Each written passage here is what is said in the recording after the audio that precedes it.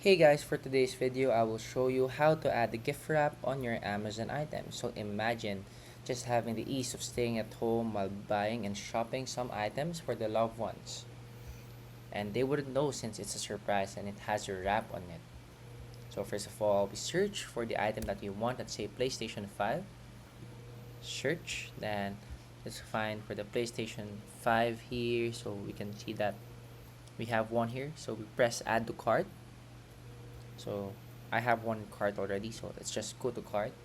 So here in the cart, you can just put this order contains a gift.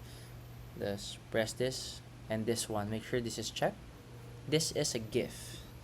Then next thing we do is proceed to check out, So add a delivery address here. Just add the addresses here. Then choose a gift option.